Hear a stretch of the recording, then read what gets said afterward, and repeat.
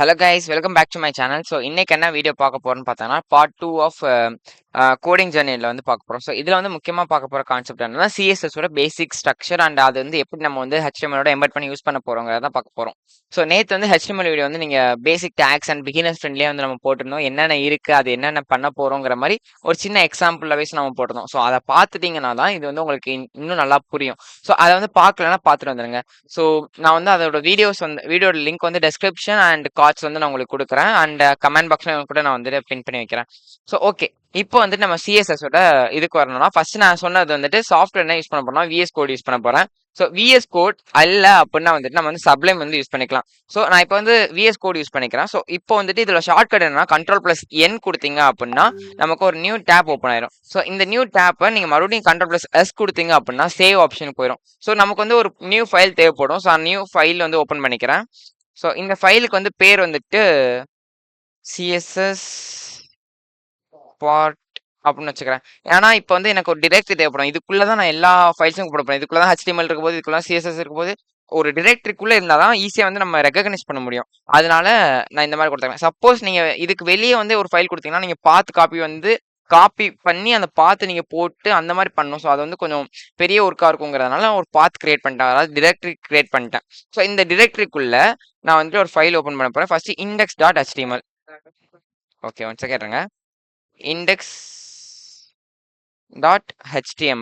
Okay, இப்போ index.html கொடுத்தாச்சு. இப்போ சேவ் கொடுத்துட்டீங்க அப்படின்னா நமக்கு வந்து இங்க HTML ஓகே. நம்ம சிஎஸ்எஸ் தானே பார்க்க போறோம் அப்படின்னு கேட்டீங்கன்னா சிஎஸ்எஸ் தான் பார்க்க போறோம். பட் இன்னைக்கு வந்து நம்ம வந்து சிஎஸ்எஸ்ல 3 வகையான இருக்கு. ஒன்று வந்து இன்லைன் சிஎஸ்எஸ், இன்னொன்று வந்து inner CSS and external CSS. இன்னைக்கு நம்ம பார்க்க போறது இன்னர் அண்ட் இன்லைன். இது ரெண்டு வந்து தான் பார்க்க போறோம். நம்ம வந்து இன்னொரு எக்ஸ்டர்னல் சிஎஸ்எஸ் ஃபைல் வந்து ஆட் பண்ண போறது இல்லை. ஸோ நெக்ஸ்ட் வர வீடியோஸ் வந்து எப்படி வந்துட்டு எக்ஸ்டர்னல் சிஎஸ்எஸ் ஃபைல் வந்து எப்படி ரெண்டையும் வந்து லிங்க் பண்றது, லிங்க் டேக்ல வந்து லிங்க் பண்றங்கிற மாதிரி நம்ம வந்து பார்ப்போம். ஸ்டைல் ஷீட் வந்து எப்படி லிங்க் பண்றோம்னு சொல்லிட்டு. ஸோ இன்னைக்கு வந்து நம்ம கான்செப்ட் புரிஞ்சுக்கிறோங்காக நம்ம வந்து இன்னர் அண்ட் இன்லைன் இந்த ரெண்டு கான்செப்ட் பார்க்க போறோம். ஸோ இதுல வந்துட்டு நேத்தே நம்ம சொல்லியிருப்போம் HTML பேசிக் ஸ்ட்ரக்சர் வர வைக்கணும்னா HTML:5 அப்படின்னு சொல்லிட்டு ஒரு டேக் நம்ம டைப் பண்ணோம் அப்படின்னா நமக்கு வந்து பேசிக் ஸ்ட்ரக்சர் வந்துடும். ஸோ நேத்தே சொன்ன டைட்டில்ங்கிறது நம்ம வெப்சைட்டுக்கு மேல இருக்க அந்த பாக்ஸ்க்குள்ள நம்மளோட நேம் என்னவா இருக்கணுங்கிறது. ஸோ அதை பத்தி நம்ம பார்க்க போறது இல்லை. ஸோ ஸ்ட்ரெயிட்டா நான் என்ன பண்ண போறேன், சிஎஸ்எஸ் வந்து ஓப்பன் பண்ண போறேன். ஸோ இதுக்குள்ள நான் வந்து சிஎஸ்எஸ்ன்னு சொல்றது எப்படி நான் வந்து சொல்லலாம் அப்படின்னா ஸ்டைல் அப்படிங்கிற ஒரு டேக் இருக்கு. இந்த ஸ்டைல் டேக்குள்ள நான் டைப் பண்ற எல்லாமே என்னன்னா சிஎஸ்எஸ் தான். இதுல வந்துட்டு நான் இப்ப என்ன சொல்றேன், பாடி வந்துட்டு எனக்கு ஃபுல்லா வந்து என்ன பாடிங்கிறது என்னன்னா ஒன் செகண்ட் இதை காப்பி பண்ணிக்கிறேன். காப்பி பார்த்து கொடுத்துட்டு இங்க வந்து நான் பேஸ்ட் பண்றேன். பேஸ்ட் பண்ணோன்னா என்னோட வெப்சைட் பார்க்க எப்படி இருக்கு, பிளெயினா இருக்கு. ஸோ இதான் வந்து எனக்கு என்ன பாடி. இந்த பெரிய ஸ்கிரீன் இருக்குல்ல நம்மளோட கண்டென்ட் பேஜ், இதான் நம்மளோட பாடி. ஸோ இதுல இருந்து எனக்கு கலர் வந்து நான் சேஞ்ச் பண்ண சொல்ல போறேன். ஸோ கலர் வந்து நான் சேஞ்ச் பண்ணணும், பாடியோட கலர் சேஞ்ச் பண்ணா இந்த பாடிக்குள்ள நான் கொடுக்க போறேன். So colour, so background colour வந்துட்டு எனக்கு ஒரு ப்ளூ கலர் நான் சூஸ் பண்ணிக்கிறேன். அக்வா ப்ளூ சொல்லிட்டு சூஸ் பண்ணிக்கிறேன். ஸோ இப்போ நான் ரெஃப்ரெஷ் பண்ணேன்னா எனக்கு ப்ளூ கலர்ல மாறிச்சா, அக்வா ப்ளூ கலர்ல. ஸோ இந்த மாதிரி நம்ம வந்து பேக்ரவுண்ட்ல இருந்து இந்த ஒரு டேக் வச்சு தான் பண்ண போறோம். ஸோ இந்த பாடிங்கிறது நம்மளோட பேக்ரவுண்ட்ல இருக்க எல்லாத்தையும் வந்து நம்ம சூஸ் பண்றது. ஸோ ஓகே, நெக்ஸ்ட் நம்ம என்ன பார்க்க போறோம்னா H1ங்கிற ஒரு டேக் நம்ம கிரியேட் பண்ணிருக்கலாம். H1 இதுல வந்துட்டு வெல்கம் டு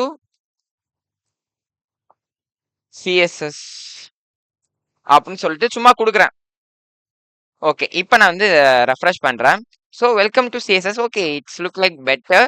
பட் நமக்கு வந்து இந்த கலர் வந்து பிளாக் கலர்ல இருக்கு. ஸோ பிளாக் கலர் எனக்கு வேணாம். ஓகேங்களா, பிளாக் கலர் எனக்கு வேணாம். அப்போ நான் என்ன பண்ணலாம், இதுக்கு வந்து நான் வந்துட்டு மாற்ற முடியும். கலர் மாற்றணும்னா சிஎஸ்எஸ் தான் போயணும். ஸ்டைலுக்குள்ள வந்துட்டு இப்போ எதுக்கு நான் கலர் மாற்றணும், இந்த H1க்கு நான் கலர் மாற்றணும். அப்போ எனக்கு இந்த H1 நான் இங்கே சொல்லணும், இந்த மாதிரி எனக்கு ஒரு H1 இருக்கு, அந்த H1க்கு இந்த கேலிபிராக்ஸ் கோட் தான் அது கூட கண்டென்ட் உள்ள டைப் பண்ண போறோம். ஸோ இந்த இதுல எனக்கு கலரை வந்து மாத்து. ஸோ கலருக்கு வந்து COLOR ஸ்பெல்லிங், COLOUR போடுவாங்க, அது வேற.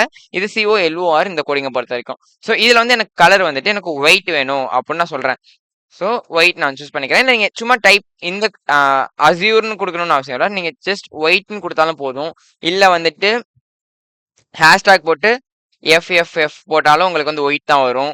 இது மாதிரி கலர் கோட்ஸஸும் நம்ம போட்டுக்கலாம். ஸோ இப்போ வந்து நான் சிம்பிளா உங்களுக்கு புரியணுங்கிற ஒயிட் நான் கொடுத்துக்கிறேன். ஸோ ஒயிட் கலர் நான் சொல்லியிருக்கேன். ஸோ இப்போ வந்து நான் ரெஃப்ரெஷ் பண்ணேன்னா எனக்கு ஒயிட் கலர்ல மாறிடுச்சு. பட் முன்னாடி பிளாக் இருக்கும்போதே பார்க்க நல்லா தான் இருந்துச்சு. ஸோ ஓகே, இந்த மாதிரி நம்ம வந்து கலர்ஸ் வந்து நம்ம டெக்ஸ்ட் கலர்ஸ் வந்து மாத்திக்க முடியும். ஓகே, எனக்கு இப்போ 2 H1 இருக்கு. வெல்கம் டு சிஎஸ்எஸ்ன்னு ஒன்று இருக்கா, அதே மாதிரி வெல்கம் டு HTMLன்னு சொல்லிட்டு ஒன்று இருக்கு. ஸோ கீழே வந்து நான் கொடுத்துக்கிறேன் HTML அப்படின்னு சொல்லிட்டு ஒன்று இருக்கு. ஸோ ஓகே, இப்போ சிஎஸ்எஸ் அண்ட் HTML இப்போ 2 நான் கொடுத்துருக்கேன். இப்போ எனக்கு பாத்தீங்கன்னா 2மே ஒயிட் கலர்ல இருக்கு. பட் எனக்கு 2மே ஒயிட் கலர்ல வேணாம். HTMLங்கிறது வந்துட்டு எனக்கு பிளாக்ல இருக்கணும்.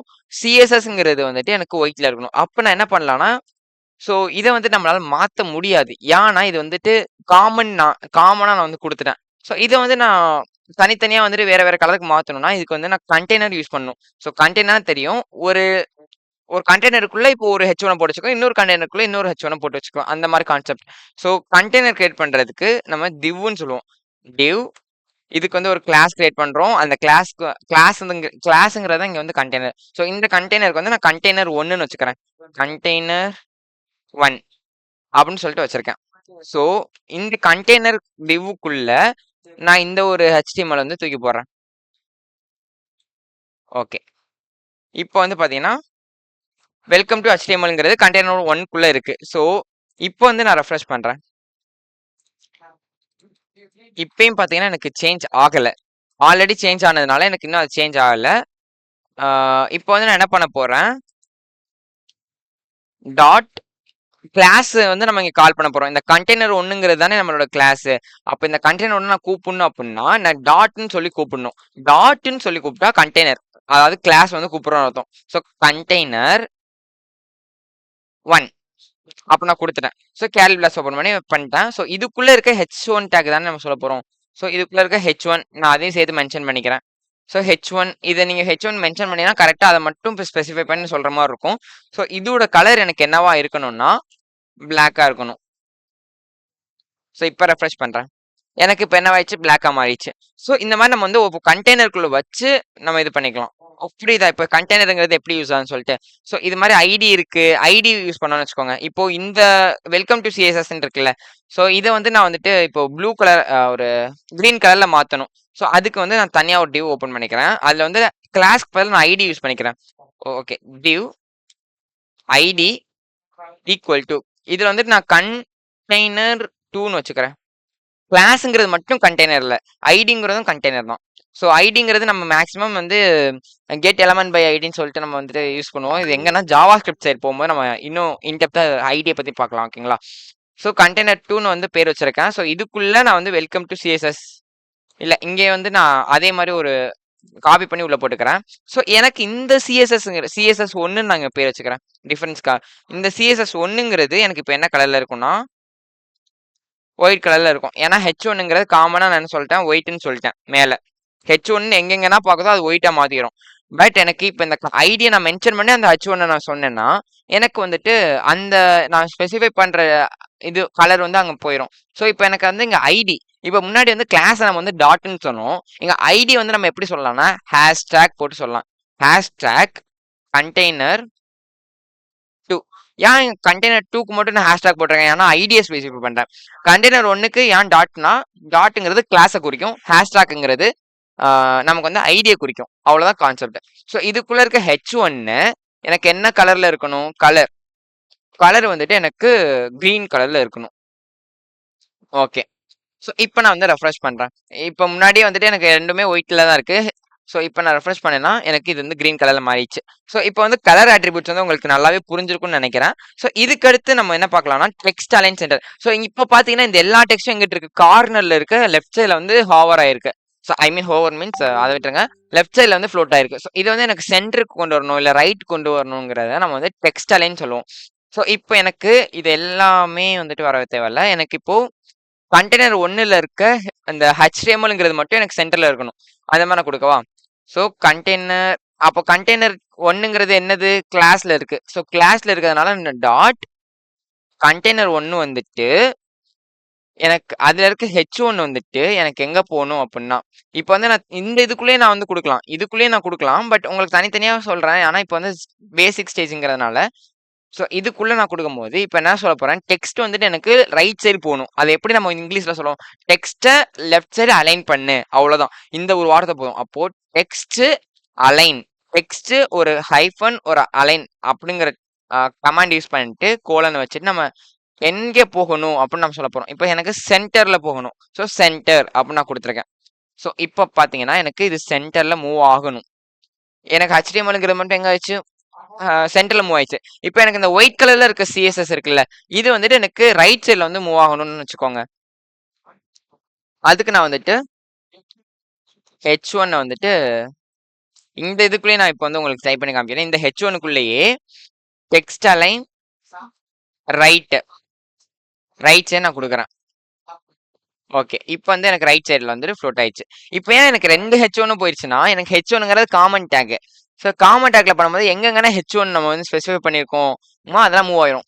இதுக்கு வந்து நான் ஸ்பெசிஃபை பண்ணி சொல்லிட்டேன், எனக்கு இந்த H1 மட்டும் எனக்கு சென்டர்ல தான் இருக்கணும்னு சொல்லிட்டேன். பட் இது ரெண்டுக்கும் நான் தனித்தனியாக ஸ்பெசிஃபை பண்ணல. ஸோ அதனால எனக்கு H1ல கொடுக்கும்போது காமனாகவே உள்ள போயிடுச்சு. ஸோ ஓகே, இப்போ எனக்கு எந்த பிரச்சனையும் இல்லை. நான் என்ன பண்ண போறேன்னா, ஹேஷ்டாக் கண்டெய்னர் 2 வந்து ஹேஷ்டாக் ஐடி கண்டெய்னர் இருக்குல்ல, அது வந்து நான் இங்கே கால் பண்ணிக்க போறேன். கண்டெய்னர் 2 அதுக்குள்ள இருக்க H1 வந்துட்டு எனக்கு அலைன் எங்க ஆகணும், டெக்ஸ்ட் வந்து எங்க அலைன் ஆகணும்னு பார்த்தோம்னா ரைட் சைட்ல எனக்கு அலைன் ஆகணும். ஓகே, ஸோ இப்போ வந்து நான் ரன் பண்றேன். எனக்கு வந்து இது வந்து லெஃப்ட்ல இருக்கு, இது ரைட்ல, சென்டர்ல இருக்கு, இது ரைட்ல இருக்கு. ஸோ இது வந்துட்டு டெக்ஸ்ட் அலைன் டேக்ஸ்னு சொல்லுவாங்க. ஸோ இதுவும் உங்களுக்கு நல்லாவே புரிஞ்சிருக்கும். ஓகே, நெக்ஸ்ட் வந்துட்டு என்ன பார்க்க போறோம் அப்படின்னு பார்த்தீங்கன்னா, ஃபாண்ட் ஃபேமிலி. ஓகே, இப்போ இது எல்லாமே ஒரு ஃபாண்ட் ஸ்டைல்ல இருக்கு. இப்போ நிறைய ஃபாண்ட் ஸ்டைல் இருக்கு. இப்போ நீங்க வேர்டு எடுத்துக்கிட்டீங்கன்னா நிறைய இருக்கும். டைம்ஸ் நியூ ரோமன், கேலிஃபோன்ஸ்ன்ட்டு நிறைய இருக்கு. ஸோ அது மாதிரி நிறைய ஃபாண்ட் ஃபேமிலிஸ் இருக்கு. ஸோ அதெல்லாம் வந்து எப்படி வந்துட்டு இங்க கொண்டு வர போறோங்கிறதுக்கு ஒன்று இருக்கு. இப்போ எனக்கு இந்த கண்டெய்னர் 1H1 இருக்குல்ல, சென்டர்ல இருக்குது, அதோட ஃபாண்ட் ஃபேமிலி மட்டும் நான் சேஞ்ச் பண்ண போறேன். அது இப்போ ஃபாண்ட் ஃபேமிலிங்கிறதே டேக் தான். ஃபாண்ட் ஃபேமிலி வந்துட்டு எனக்கு எங்கேயே நிறைய ஃபாண்ட்ஸ் இருக்கும் பாருங்க, சானு, அப்புறம் வந்துட்டு டைம்ஸ் நியூ ரோமன் எல்லாமே இதுல இருக்கும். டைம்ஸ் நியூ ரோமன் நான் சூஸ் பண்ணிக்கிறேன். டைம்ஸ் நியூ ரோமன் டைம்ஸ் செரிஃபுங்கிற இந்த ஃபாண்ட் ஃபேமிலியை நான் சூஸ் பண்றேன். சூஸ் பண்ணிட்டேன். இப்போ எனக்கு இப்போ இந்த இங்க பாருங்க, இப்போ இதோட ஸ்ட்ரக்சர் பாருங்க. நான் ரெஃப்ரெஷ் பண்ணதுக்கு அப்புறம் இதோட ஸ்ட்ரக்சர் பாருங்க. ஓகே, இந்த வெல்கம்க்கும் இந்த வெல்கம்க்கும் நமக்கு டிஃபரன்ஸ் இருக்கு. இப்போ வேற ஏதாவது ஒரு ஃபாண்ட் ஃபேமிலி, இது வந்து அந்த அளவுக்கு டிஃபரன்ஸ் நமக்கு தெரியல. ஸோ ஃபாண்ட் ஃபேமிலி, ஸோ இதுல வந்துட்டு பார்த்தோம்னா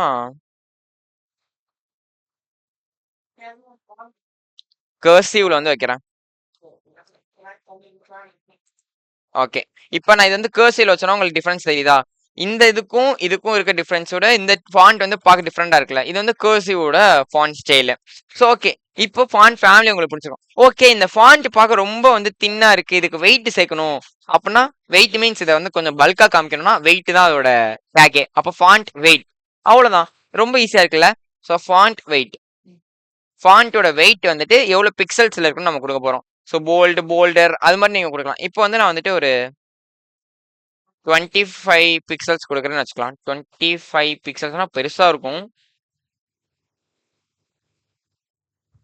ஓகே, வெயிட்லயே நம்ம கொடுத்துடலாம். பிக்சல்ஸ் இது வந்து செட் ஆகாது. போல்டர்,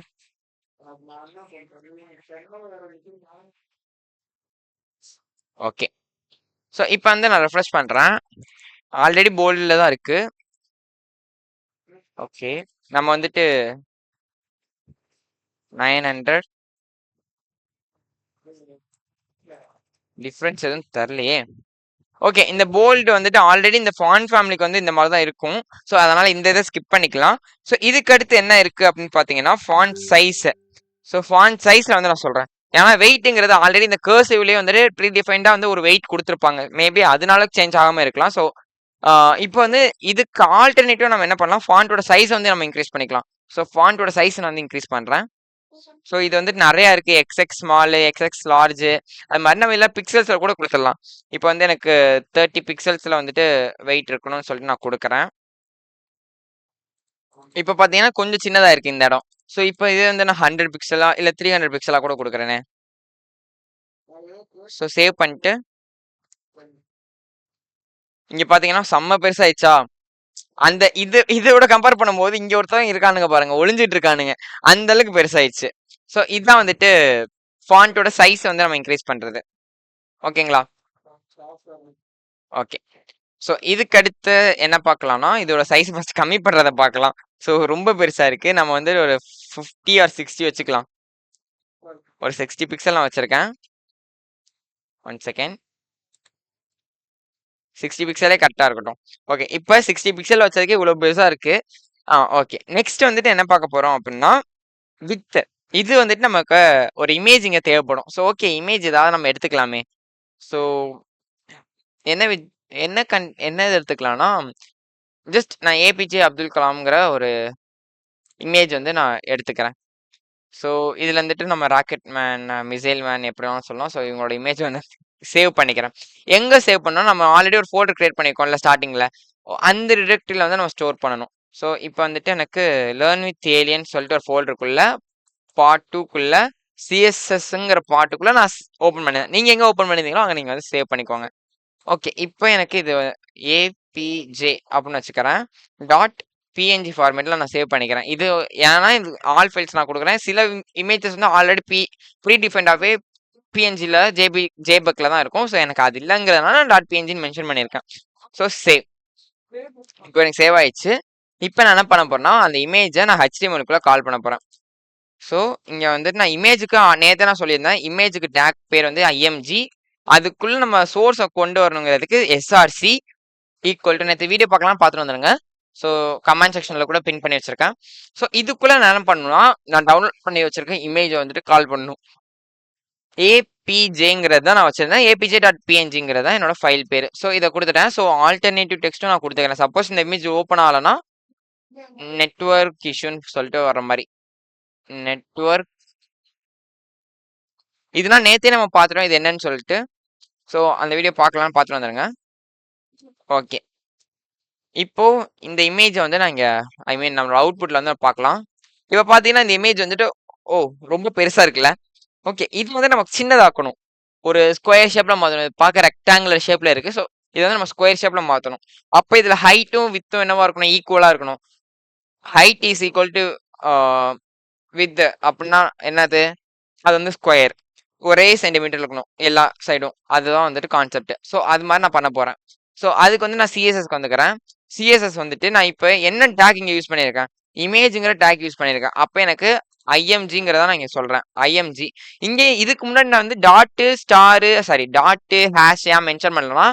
இங்க வந்து கிளாஸையோ நான் வந்து ஐடியோ மென்ஷன் பண்ணல. ஸோ டேரக்டா வந்து இமேஜுங்கிற டேக் மென்ஷன் பண்றதுனால அது எதுவுமே நான் கொடுக்க தேவையில்லை.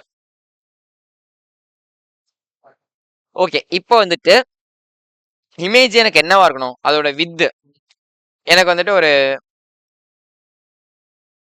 250 பிக்சல் வச்சுக்கலாம். அதே மாதிரி ஹைட்டும் வந்துட்டு 250 பிக்சல்ஸ் வச்சுக்கலாம். ஓகே. இப்போ நான் ரெஃப்ரெஷ் பண்ணினா எனக்கு பார்த்தீங்கன்னா ஸ்கொயர் ஷேப்ல இங்கிட்டும் 250 இங்கிட்டும் 250 எல்லா சைடும் ஈக்குவல் 250 வந்துச்சு. ஓகே. பார்க்க வந்து ஸ்கொயர் மாதிரி இருக்கல, இதை வந்து எனக்கு சர்க்கிளா மாற்றணும் அப்படின்னா ரேடியஸ் நம்ம யூஸ் பண்ணலாம்.